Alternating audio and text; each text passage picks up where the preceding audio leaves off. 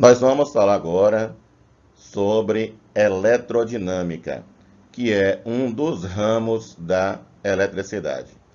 Em eletrodinâmica, nós vamos estudar as cargas elétricas em movimento, formando então uma corrente elétrica e os efeitos dessa corrente elétrica.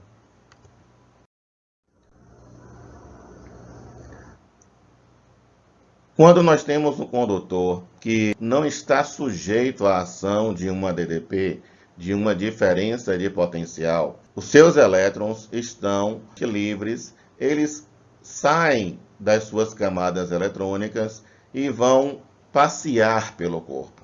Esses elétrons têm um movimento aleatório, cada um numa direção e sentido diferentes, como podem ver aí na figura. Revisando um pouco, nós vimos no início de eletricidade, em eletrostática, que a matéria é formada por átomos que, por sua vez, são formados pelos prótons, elétrons e nêutrons. E na eletrosfera do átomo, os elétrons estão girando. No núcleo do átomo, nós temos os prótons e nêutrons. Aos elétrons, nós atribuímos a carga de sinal negativo e aos prótons atribuímos a carga de sinal positiva. E os nêutrons não possuem carga elétrica, não interagem eletricamente. Os elétrons e os prótons podem interagir entre si. A quantidade de carga elétrica de um corpo depende do número de elétrons que ele ganhou ou perdeu. Cada elétron possui uma carga fixa, chamada carga elementar. Essa carga elementar tem um valor fixo, seu valor é 1,6 vezes 10 elevado a menos 19 coulomb.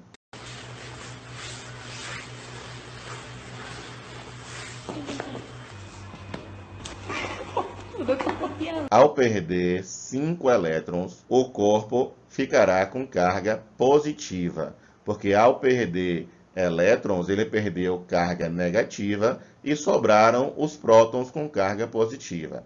Como a carga do próton e do elétron tem o mesmo valor em módulo, a carga elétrica total do corpo vai ser 5 vezes a carga elementar, que é esse valor que vocês estão vendo aí.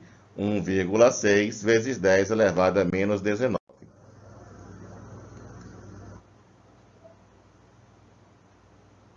Observem na tabela abaixo que os elétrons têm uma massa muito menor do que a massa do próton. Contudo, a carga elétrica do elétron é, em módulo, a mesma carga elétrica do próton. New dog. Hi, Faye. That's you. That's right. Hey, Dad, There's look. our jungle kitty. Okay. It's a little dry.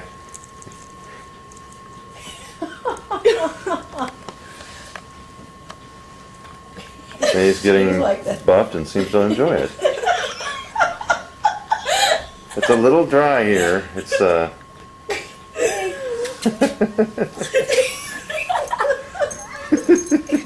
O nêutron tem carga nula. Agora eu saquei!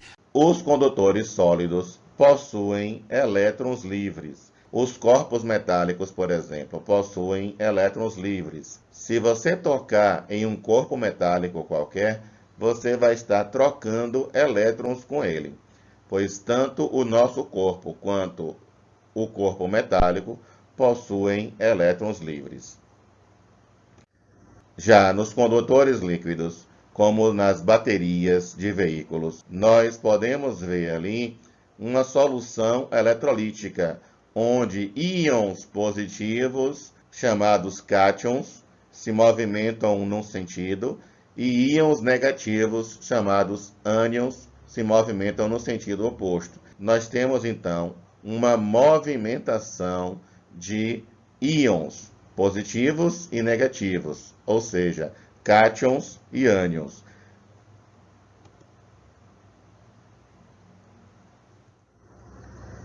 Já nos condutores gasosos, nós temos tanto íons como elétrons. Então, a movimentação dentro de um condutor gasoso é de elétrons e íons, cátions.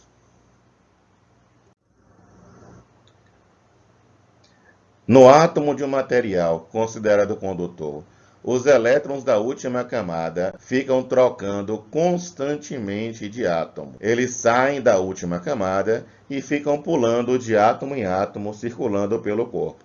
Portanto, eles são chamados elétrons livres. Observem aí a quantidade de carga que é dada por Q igual a N vezes E, onde N é o número de elétrons ou prótons em excesso, e E é a carga elementar.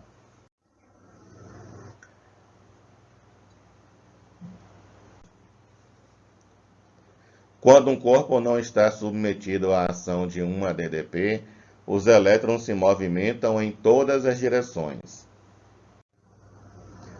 Contudo, quando se estabelece uma DDP, uma diferença de potencial, a mesma que você pode ver na tomada da sua casa de 127 volts. Quando você liga qualquer aparelho, você está estabelecendo uma DDP entre os terminais deste aparelho. Surge, então, uma corrente elétrica. Os elétrons passam a se mover organizadamente. Corrente elétrica nada mais é do que o fluxo organizado ou ordenado dos elétrons.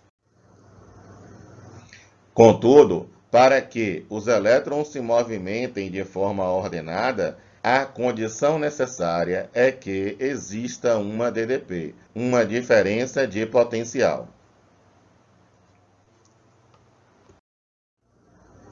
A corrente elétrica, portanto, é o movimento ordenado de cargas elétricas. Só lembrando, nos condutores sólidos são elétrons livres, como os metais. Nos líquidos são cátions e ânions. Nos gasosos são cátions e elétrons. Gás ionizado.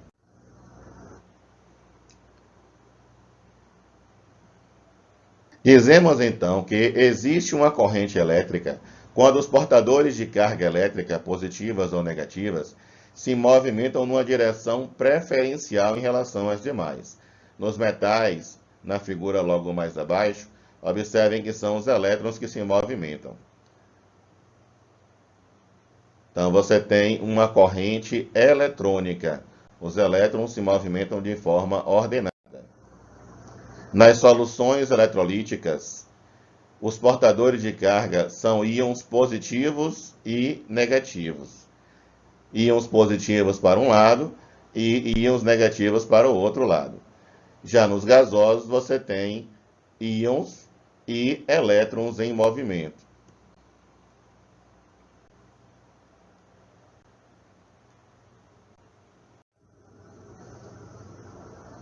Vamos falar mais um pouco da corrente elétrica. Nós temos aqui uma bateria, que é um exemplo de gerador elétrico. Ele, o gerador, a bateria no caso, é quem vai criar, vamos dizer assim, as condições necessárias para que os elétrons se movimentem de forma ordenada. Observem que a bateria tem o polo positivo, que na realidade é o polo de maior potencial, e o polo negativo, que é o polo de menor potencial. O positivo é o VA, o negativo é o VB. Temos então aí, como os polos possuem potenciais diferentes, nós temos então aí uma diferença de potencial. Observem a figura que este condutor abaixo, ele não está ligado à bateria, portanto não tem uma diferença de potencial entre os seus terminais. As cargas dentro deste condutor, logo mais abaixo, elas se movimentam em todas as direções. Não temos, então, uma corrente elétrica, porque não se estabeleceu uma diferença de potencial. Ao ligar os polos da bateria aos extremos do condutor, nós temos uma corrente elétrica, porque o campo elétrico ele vai correr por todo o condutor e nós vamos ter então um fluxo de elétrons agora, de forma organizada, portanto temos agora uma corrente elétrica. Só há corrente elétrica se houver uma DDP. Nos condutores iônicos, como nas soluções eletrolíticas, nós temos uma movimentação de íons. Observem a figura animada que os íons positivos vão para a direita, os íons negativos vão para a esquerda. Nesse caso, essa corrente elétrica é chamada corrente elétrica iônica.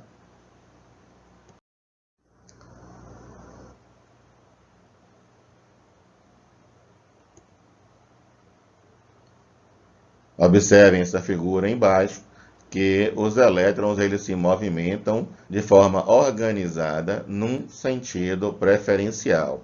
Observem na figura abaixo que eles estão se movendo da esquerda para a direita, do potencial negativo para o potencial positivo.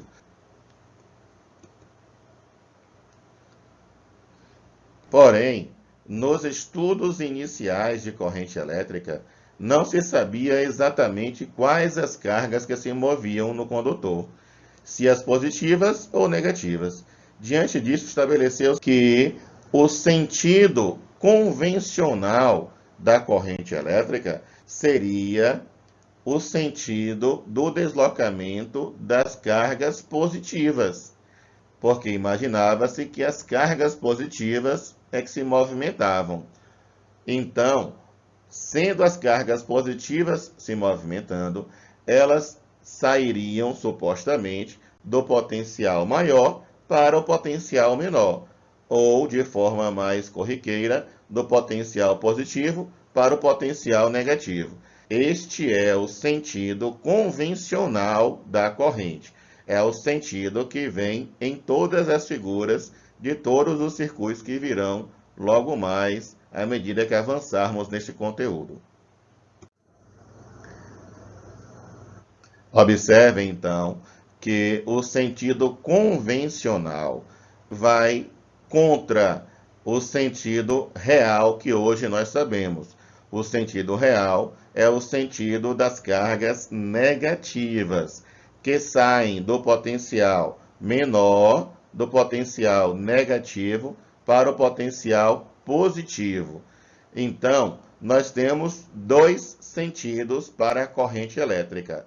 O sentido real, que seria o sentido dos elétrons se movendo do menor potencial para o maior potencial, e o sentido convencional, que seria de hipotéticas cargas positivas se movendo do potencial maior para o potencial menor. É esse sentido aqui das cargas positivas que vai nos orientar nos circuitos a seguir.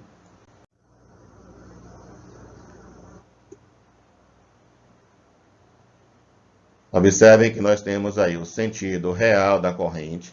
Na figura à esquerda, observem que o sentido real da corrente se estabelece pelas cargas negativas, os elétrons, que saem do polo negativo ou do polo de menor potencial e se movimentam, se deslocam para o polo positivo ou de maior potencial.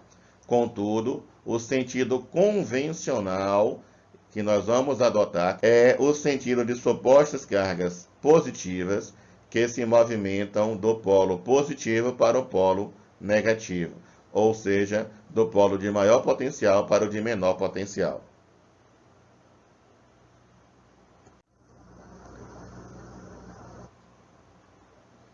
O sentido da corrente elétrica é o sentido imaginário das cargas positivas, isto é, o mesmo do campo elétrico. Nesta figura aqui em cima, estamos apresentando o sentido real da corrente. Observem que está saindo do polo negativo para o polo positivo. A intensidade da corrente elétrica, ela pode ser calculada. Observem na figura acima que temos apenas um elétron se movendo, se deslocando de uma extremidade à outra do condutor. Quando nós aumentamos para 2 elétrons, observem que nós vamos ter agora uma corrente elétrica maior. Quando tínhamos apenas um elétron, apenas uma carga elementar se movia. Imaginemos que ele gaste 1 segundo para se mover de uma extremidade à outra. Temos então a carga 1,6 vezes 10 a menos 19 coulomb por segundo. Quando são 2 elétrons, temos 2 vezes essa carga, ou seja, a carga total 3,2 vezes 10 a menos 19 coulomb a cada segundo. Aumentando para 3, nós vamos ter 3 cargas elementares se movendo de um ponto para outro. A intensidade dessa corrente elétrica.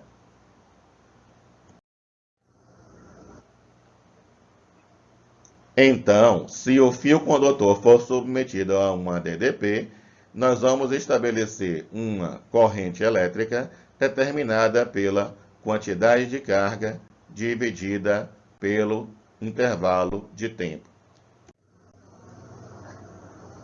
A carga ela é medida em coulomb. O tempo é medido em segundo. Então, quando você calcula a intensidade da corrente elétrica, você vai obter um valor e a unidade coulomb por segundo. Só que coulomb por segundo também é chamado de ampere. Então, a amperagem está relacionada à intensidade da corrente elétrica. Portanto, se um condutor é atravessado por uma carga de 1 coulomb em 1 segundo, 1 dividido por 1 vai dar 1 ampere.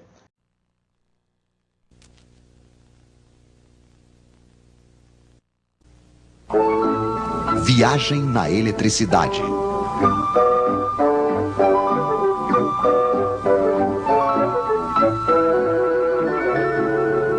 Entre menos e mais.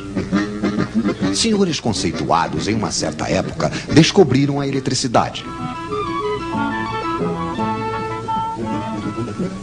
Eles tinham rodelas de metal e de pano molhadas em um ácido, que eles empilhavam umas sobre as outras. Isto fazia uma pilha de rodelas, uma pilha elétrica. Então eles disseram: a eletricidade deve ser alguma coisa que sai por um fio e entra por outro. Então eles escreveram mais de um lado e menos do outro, e decidiram que a eletricidade ia do mais para o menos. Mas tudo isso ao acaso. Para saber ao certo, seria preciso ver de perto os átomos dos fios. Hoje, graças a nossas câmeras especiais, estamos habilitados para apresentar-lhes aqui alguns átomos que nos deram a honra de vir em nossos estúdios para nos explicar. Um átomo é, antes de tudo, um núcleo com cargas elétricas mais. Em torno, vem girar cargas elétricas menos. São os elétrons. Quando existe a mesma quantidade de menos que de mais, as cargas elétricas se anulam. O átomo é eletricamente neutro. Mas os elétrons adoram passear. Então, assim que falta um elétron, há uma carga a mais que não é mais anulada. O átomo não é mais neutro. Ele se torna positivo. E quanto mais lhe falta elétrons, mais o átomo é positivo. Ele só terá uma vontade, o átomo, claro, que é a de recuperar elétrons.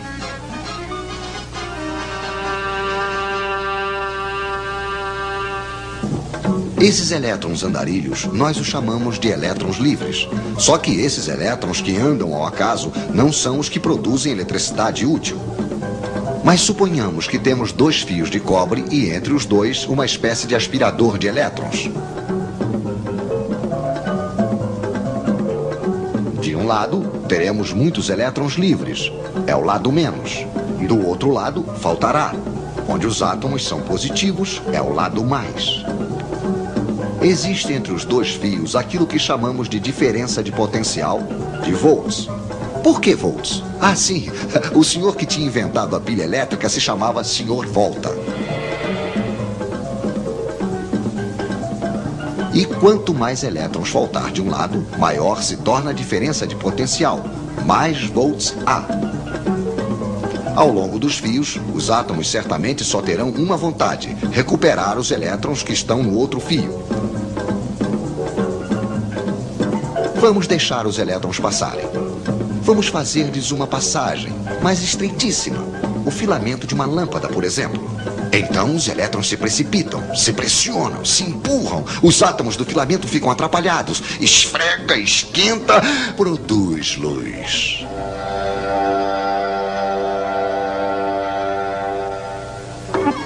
Temos uma corrente de elétrons que vai do menos para o mais. Pois é, os nossos senhores se enganaram de direção. É verdade que eles não sabiam ainda o que eram os elétrons. De um lado, então, uma bomba a elétrons, um gerador. Do outro, um receptor, isto é, um aparelho onde os elétrons passam produzindo energia. Lâmpada, radiador, motor elétrico, etc, etc. Mas se recuperamos energia de um lado, é preciso fornecer do outro lado, ao gerador. Nas pilhas, é energia química. Um ácido ataca um metal. Quando o ácido está usado, não há mais volts. Podemos também utilizar a energia solar. Podemos também fazer girar um ímã diante de uma bobina. Aí é preciso energia mecânica. É um pouco desse modo, porém mais complicado, que é fabricada a eletricidade que chega na casa de vocês. Mas não tentem saber onde está o mais e onde está o menos. É uma corrente que muda de sentido o tempo todo, a corrente alternada. Mas voltaremos a falar disso.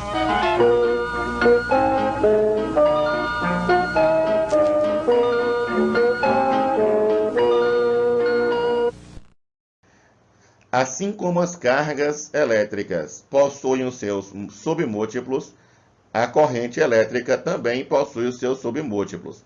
Nós temos aqui os mais usados. 1 miliampere. 1 miliampere corresponde a 10 elevado a menos 3 ampere. Ou seja, 0,001 ampere. 1 milésimo do ampere. Já a segunda unidade, também muito usada, 1 microampere, equivale a 10 elevado a menos 6 ampere, que corresponde a 1 milionésimo do ampere, unidades do SI.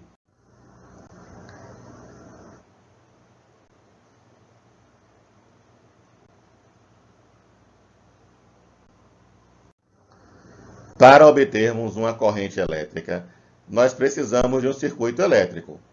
Então, nós vamos precisar de 3 elementos básicos, que são gerador, condutor e carga. Cada um tem o seu papel. O gerador, ele orienta o movimento dos elétrons. Ele estabelece a DDP e a corrente elétrica passa a fluir. O condutor é a estrada, é por onde os elétrons vão passar. Assegura, portanto, a transmissão da corrente elétrica. E a carga, são os elétrons, utilizam a corrente elétrica transformando em trabalho, transportando energia.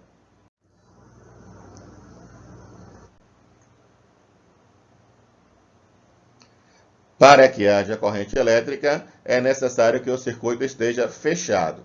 Se o circuito estiver aberto, não vai estabelecer uma DDP entre os terminais do condutor e não vai haver uma corrente elétrica. Quando nós colocamos o interruptor é um dispositivo elétrico que vai abrir ou fechar o circuito, possibilitando ligar ou desligar a rede.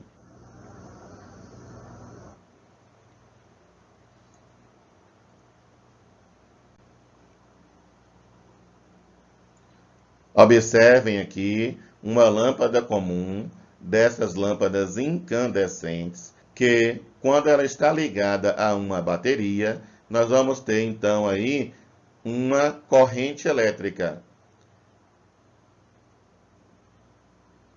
Observem o sentido da corrente elétrica que sai do polo positivo para o polo negativo. Esse é o sentido convencional da corrente elétrica. Quando a corrente elétrica tem valores muito elevados, nós usamos as unidades que representam múltiplos do ampere. E quando os valores são muito baixos, nós usamos os submúltiplos. Observem que a unidade fundamental é o ampere. Os múltiplos são valores maiores do que o ampere. Então, quando você tem 1000 amperes, você tem 1 quiloampere. Mega é milhão, giga é bilhão. Descendo a escada, os submúltiplos nós temos miliampere, é o milésimo do ampere, microampere é o milionésimo do ampere, e nanoampere, que é o bilionésimo do ampere. 10 a menos 9.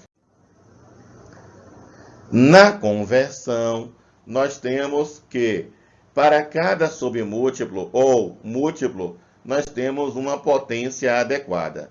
Por exemplo, 23 miliampere. Miliampere é 1 milésimo do ampere. Em forma de notação científica ou de potência de 10, nós temos 10 elevado a menos 3. Então, para converter em ampere, é só multiplicar o 23 por 10 a menos 3, que vai dar 0,023 ampere. Fazendo o mesmo com 62,5 miliampere, multiplicando por 10 a menos 3, vai dar 0,0625 ampere. Já o múltiplo, nós temos 0,2 quiloampere. Quilo é 1000. Então, é só multiplicar por 10 a terceira. Então, 0,2 vezes 10 a terceira, e 10 a terceira é 1000, vai dar 200. 6,6 quiloampere, também. É só multiplicar por 10 a terceira, que vai dar 6.600 amperes. Get that big anvil strike last night. I wasn't even out.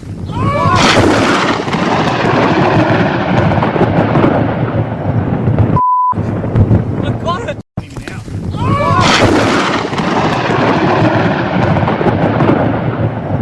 Você é o bichão mesmo, hein, doido? Um exemplo bem simples para nós calcularmos a intensidade da corrente é: se em uma secção transversal de um condutor passar 30 coulombs em 6 segundos, temos uma corrente elétrica de... Bom, a corrente elétrica é a quantidade de carga dividida pelo tempo. Então, nós vamos dividir a carga, que é 30 coulombs, pelo tempo, que é 6 segundos, que vai dar 5 coulombs por segundo, ou seja, 5 amperes.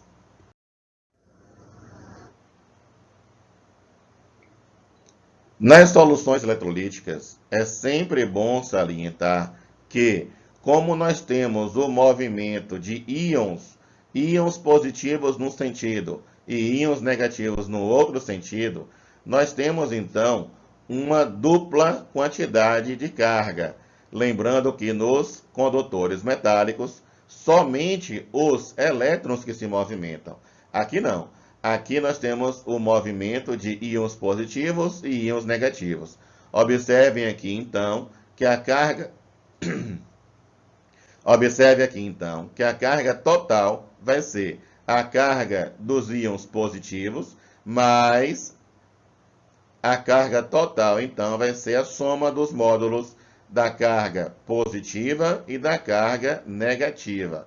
Você vai somar os módulos e vai dar a quantidade de carga total para calcularmos a intensidade da corrente.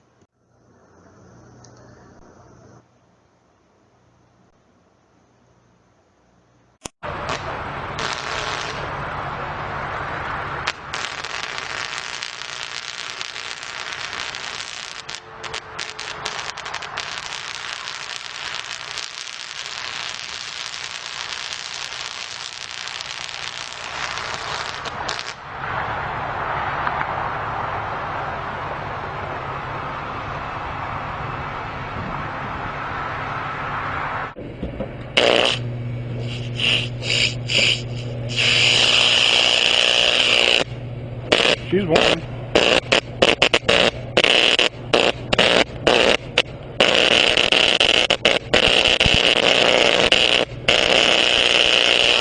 thing? That curl or That one, it's getting in what do there. they call it?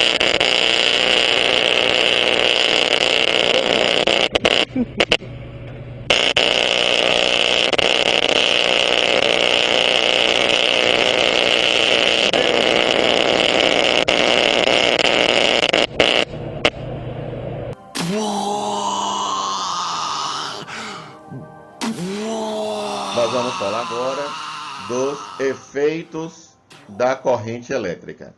A corrente elétrica possui alguns efeitos interessantes. O primeiro deles é o efeito Joule, que é o efeito de liberar calor.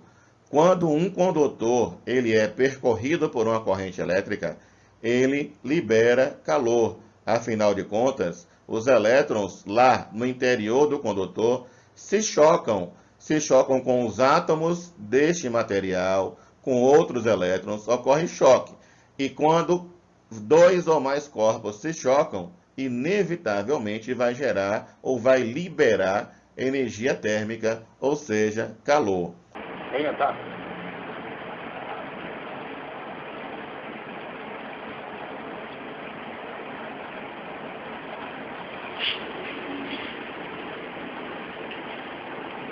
Um efeito neon.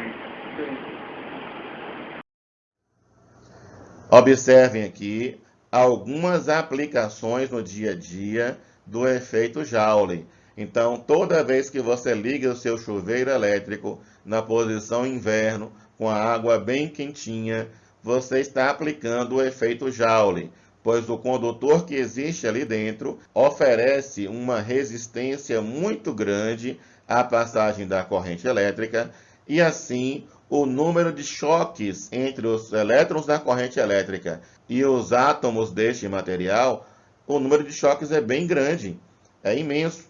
Então, isso vai gerar ou vai liberar uma grande quantidade de energia térmica que vai aquecer a água. No ferro elétrico, no secador de cabelo, nós podemos ver aí o efeito Joule. O efeito fisiológico é quando você toma um choque, quando os elétrons passam pelo seu corpo. Pode parar, porque o rodo vai passar. Pode parar, porque o rodo vai passar. Mas quando eu mandar, é pra jogar a mãozinha e chacoalhar. Quando eu mandar, é pra jogar a mãozinha e chacoalhar. Eu vou.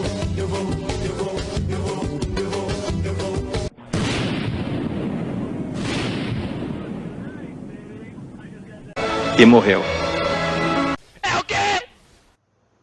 Quando você toma um choque, esses elétrons atravessam o seu corpo. E nesse atravessar, eles provocam grandes danos.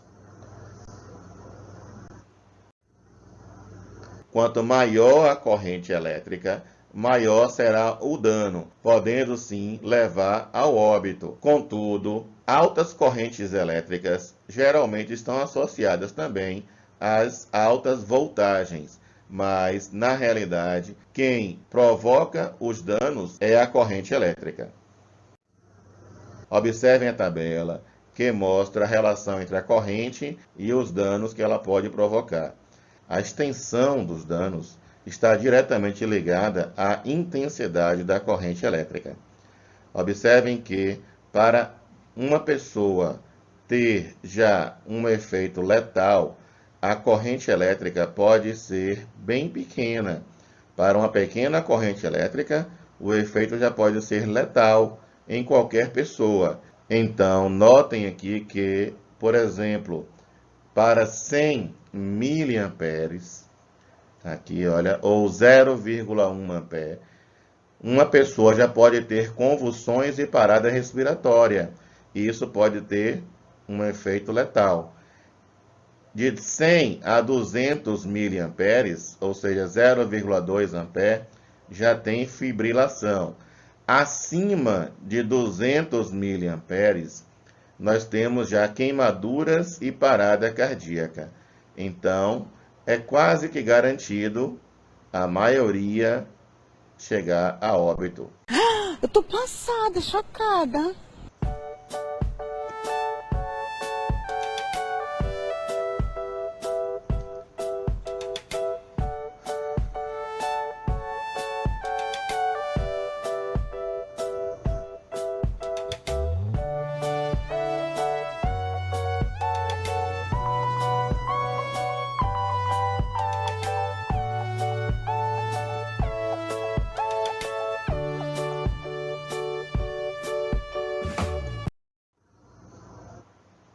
O efeito químico da corrente elétrica é o efeito que você observa na solução eletrolítica. Esse fenômeno recebe o nome de eletrólise. Esse efeito é utilizado, por exemplo, em revestimento de metais e reações químicas de baterias. Observem aí na niquelação, que basicamente é o efeito químico, onde o metal ele é revestido com outro material metálico, através da eletrólise. O efeito luminoso resulta também de um fenômeno elétrico molecular. A excitação eletrônica pode dar margem à emissão de radiação visível, tal como observamos nas lâmpadas fluorescentes. Então, quando a corrente elétrica atravessa um gás, esses elétrons, ao se chocarem com os elétrons dos átomos desse gás, podem fazer com que esses elétrons saiam de suas camadas eletrônicas e, ao retornarem para seu devido lugar, eles liberam radiação visível. É o que você vê aqui nesses exemplos. O efeito magnético é quando a corrente elétrica gera ao seu redor um campo magnético.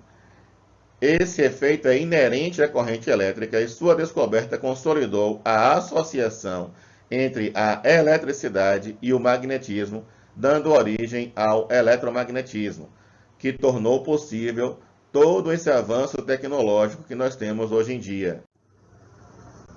Confiram nessa figura aqui. Quando o interruptor é fechado, você vai ter uma corrente elétrica. Essa corrente elétrica, ao passar aqui sobre uma bússola, observe que aqui tem uma bússola próxima ao fio. Pode estar embaixo, em cima ou próxima, não importa. Essa bússola se mexe. Por quê? Porque quando a corrente elétrica atravessa o condutor, ela cria ao seu redor um campo magnético. Nós temos dois tipos de corrente elétrica. Nós temos a corrente elétrica contínua, que você pode verificar nas baterias, e a corrente elétrica alternada, que você pode verificar na tomada da sua casa, que é a corrente elétrica que vem das usinas. No caso de uma bateria, ela vai manter uma corrente elétrica em um único sentido. Esse é o princípio da corrente elétrica contínua. Ela pode ou não ser constante na sua intensidade, mas para ser contínua, obrigatoriamente ela deve possuir apenas um sentido de deslocamento.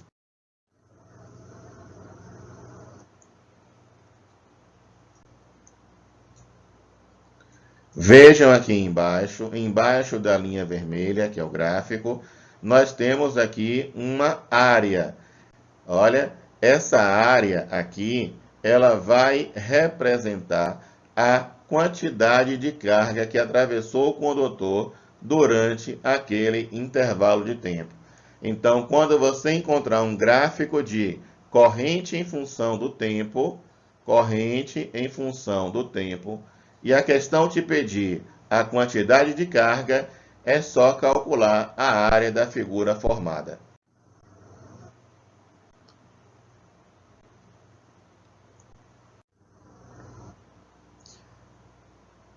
Já a corrente elétrica alternada, você tem agora os elétrons oscilando. Eles se movimentam nos dois sentidos, num vai e volta constante. Então, os elétrons vão e voltam, vão e voltam. Na corrente elétrica de nossas residências, nós temos uma corrente alternada. A frequência estabelecida é de 60 ciclos por segundo, ou seja, 60 Hz. Legal! Bem louco! Lembrando que em todo gráfico de intensidade em função do tempo, a área da figura vai nos dar a quantidade de carga que atravessou o condutor. A potência elétrica de qualquer aparelho é a relação entre o trabalho realizado e o tempo gasto. E o trabalho realizado ele está intimamente relacionado com a quantidade de energia. Trabalho e energia são dois lados de uma mesma moeda. Portanto, aqui em elétrica, nós vamos dizer que a potência elétrica é a razão, é a relação entre a quantidade de energia transformada e o intervalo de tempo. Quanto maior a energia transformada num curto intervalo de tempo, maior é a potência do aparelho. Então, quanto maior a potência de um aparelho, mais energia ele vai consumir ou transformar. Observem que a unidade de energia no sistema internacional é o joule, o tempo é o segundo. Então, a potência ela seria dada em joule por segundo. Só que joule por segundo também pode ser representado por watts ou watts. Da fórmula de potência, podemos dizer também que a energia é potência vezes tempo. Então, para você calcular a energia consumida por qualquer aparelho de sua casa, é só você registrar a sua potência e observar o tempo de uso. Então, quando você multiplica a potência pelo tempo de uso, você vai encontrar a energia consumida pelo aparelho. Fala, não me diga! Quanto maior a potência do aparelho, mais energia ele vai consumir. E quanto mais tempo você permanece usando esse aparelho, mais energia também você vai consumir. Tá bom.